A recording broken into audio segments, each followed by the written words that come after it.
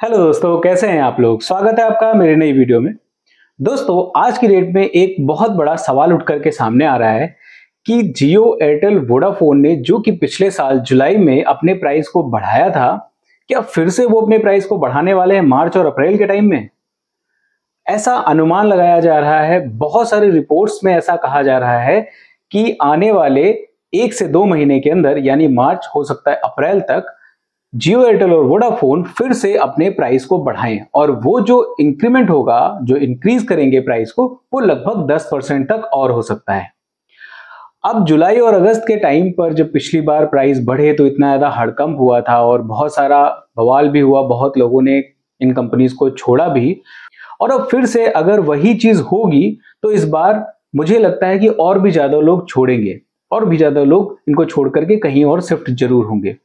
लेकिन ऐसा हो क्यों रहा है, क्या सच में ऐसा हो सकता है, इसके पीछे रीजंस क्या हैं, इन सब चीजों पे आज हम बात करेंगे और निकालेंगे एक कंक्लूजन कि अगर प्राइस हाइक होता है तो फिर उसके बदले में हम क्या कर सकते हैं, हमारे पास क्या रास्ता है कि हम फिर क्या करें। अगर प्राइस वो बढ़ा रहे हैं तो हम क्या करें, एक बड़ा सवाल यहां पे आता है। नमस्कार दोस्तों, मेरा नाम है अनूप, आप देख रहे हैं टेक एंड ट्रेंड्स।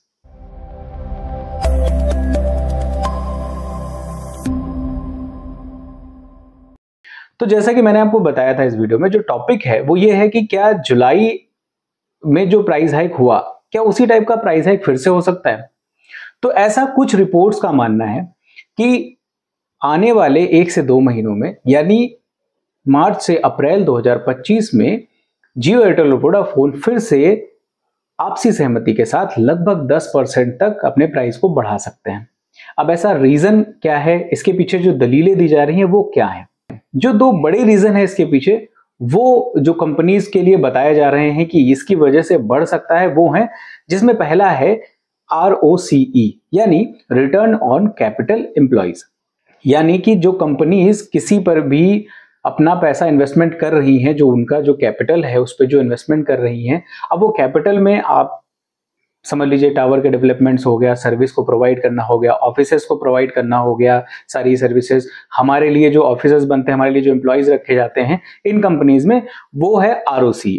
ठीक है, वो बहुत कम है जैसा कि रिपोर्ट्स कह रही हैं।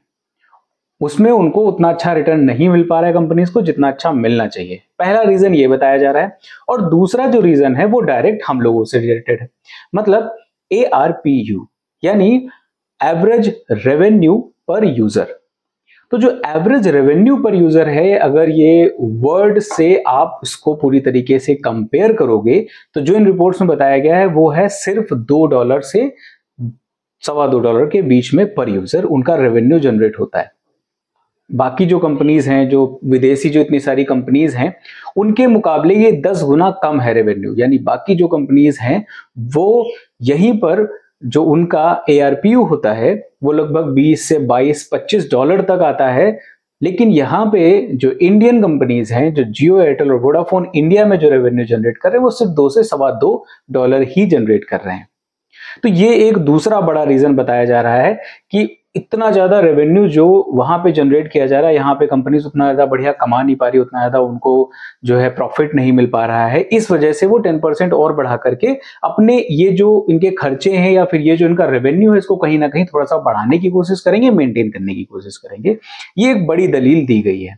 लेकिन अब इसी दलील के पीछे एक बहुत बड़ा जो सवाल उठता है, जो आम जनता, जो हमारे दिल में उठता है, वो ये है कि अगर आपको ये रेवेन्यू और ये सारी चीजें आपको देखनी ही थी तो आपने शुरुआत में लोगों को फ्री में क्यों बांटा। कोई भी ऐसा देश नहीं है जो फ्री में आपको इंटरनेट या फिर फ्री में 5G नेटवर्क दे रहा हो।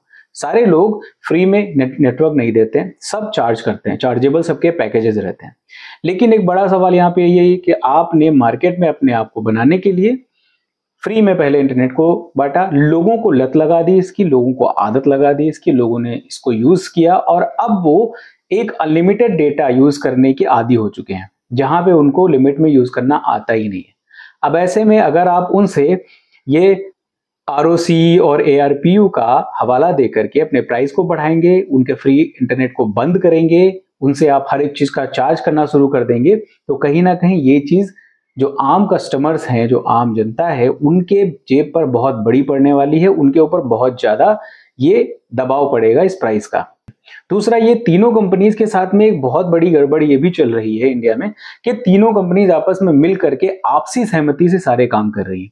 ऐसा नहीं है कि तीनों कंपनी एक दूसरे के साथ कंपटीशन में आ जाए, ये बहुत बड़ा सवाल है। जब कभी भी मार्केट में आपके लिए कंपटीशन रहता है तो फिर आप कस्टमर्स के लिए कुछ ना कुछ फायदेमंद निकालते हो, लेकिन यहाँ पे कंपटीशन पूरी तरीके से खत्म हो चुका है। आप अगर नोटिस करो तो वोडाफोन, जियो, एयरटेल, ये तीनों कंपनीज सेम प्राइस में आपको पैकेजेस दे रहे हैं। लगभग आपको सेम प्राइस में सारे पैकेजेस मिलते हैं, आप कोई भी अंतर नहीं निकाल सकते हो। चाहे आप जियो में जाओ या एयरटेल में जाओ या वोडाफोन में जाओ, तीनों में आपको सेम पैसे ही देने सेम सर्विसेज के लिए। तो ये आपसी सहमति से जो ये चीज कर रहे हैं, ये बहुत खतरनाक चीज है इस मार्केट के लिए, क्योंकि आप जो अपने यूजर्स हैं उनके लिए कोई ऑप्शन ही नहीं छोड़ रहे हो कि अगर जियो में कुछ गड़बड़ हो तो हम एयरटेल में चले जाएं, एयरटेल में कुछ गड़बड़ हो तो वोडाफोन में चले जाएं। सारी चीजें आपको सेम मिल रही, तो फिर कस्टमर्स के पास ऑप्शन क्या बचता है? कोई भी ऑप्शन नहीं, क्योंकि बीएसएनएल इस समय बढ़िया काम कर नहीं रहे। बीएसएनएल में कॉल ड्रॉप की प्रॉब्लम आ रही, इंटरनेट की प्रॉब्लम आ रही, नहीं सही से चल रहा है। बहुत सी ऐसी जगह है जहां पे आपको इंटरनेट सही से मिलेगा ही नहीं, इवन नेटवर्क भी नहीं मिलता है बहुत सी जगहों पे। बिल्डिंग्स के अंदर आप चले जाओ तो नेटवर्क ढंग से नहीं मिलता, कॉल नहीं लगती, कॉल आती भी है तो कट जाती है। ये सारी प्रॉब्लम्स बीएसएनएल के साथ अभी भी चल रही है। तो ऐसे में हमारे पास ये ऑप्शन तो बचता नहीं कि हम बीएसएनएल में शिफ्ट हो जाएं। हाँ, अगर जून से जुलाई तक बीएसएनएल किसी तरीके से अपने आप को स्टेबल कर लेता है, फिर हम बीएसएनएल की तरफ जा सकते हैं। और आज की डेट में अगर एक सबसे बड़ा जो सवाल है वो ये है कि अगर प्राइस हाइक होता है तो हम कहाँ जाएंगे, हम क्या करेंगे? तो हमारे पास सिर्फ एक ऑप्शन बचेगा, जैसे कि पिछले जुलाई से अभी तक हुआ कि 2 से सवा 2 करोड़ लोगों ने यूज ही करना बंद कर दिया सिम, अपने सिम को रिचार्ज कराना ही बंद कर दिया। तो हमारे पास भी एक ऑप्शन बचेगा कि हम यही करें। वहीं पे अगर हम एक जो बड़ा मुद्दा है ये कि दिसंबर में अगर आपको याद हो कि ट्राई ने 23 दिसंबर को सारी कंपनी से बोला था कि आप लोग अपने प्राइस को थोड़ा सा मेंटेन करिए, कुछ कम प्राइस के साथ में आप कुछ ऐसे प्लान्स दीजिए जो कि यूजर्स के लिए अच्छे हों, खासकर 2G यूजर्स के लिए जो कि इंटरनेट यूज नहीं करते, सिर्फ उनको कॉलिंग करनी है, सिर्फ उनको एसएमएस के लिए चाहिए पैकेज, उनको डेटा नहीं चाहिए। तो ऐसे आप प्लान निकालिए। अब गवर्नमेंट का ये कहना है कि आप कम से कम कॉलिंग का अलग एक सेपरेट प्लान निकाल दीजिए, आप एसएमएस के लिए अलग प्लान निकाल दीजिए, डेटा के लिए अलग प्लान निकाल दीजिए, ताकि अगर आप जो 4G या फिर 5G के लिए कोई भी प्लान बड़ा कर रहे हो जिसमें आप प्राइस हाइक दे रहे हो तो लोगों को उसमें प्रॉब्लम ना हो, ताकि अगर किसी को सिर्फ और सिर्फ कॉलिंग का प्लान लेना तो आपका सस्ता प्लान ले सके। फिर उसके बाद अगर आप प्राइस हाइक करते भी हो तब भी काम चल जाएगा। तो अगर इस तरीके के प्लान हमारे पास आ जाते हैं कि जिसमें सिर्फ कॉलिंग अगर है, सिर्फ डेटा है या सिर्फ एसएमएस है, फिर उसके बाद अगर थोड़ा बहुत प्राइस इधर उधर जाता भी है तो हमारी जेब पर इतना ज्यादा फर्क नहीं पड़ेगा, क्योंकि हमारे पास ऑप्शंस होंगे कि हम अपनी जरूरत के हिसाब से पैकेज को ले सकें।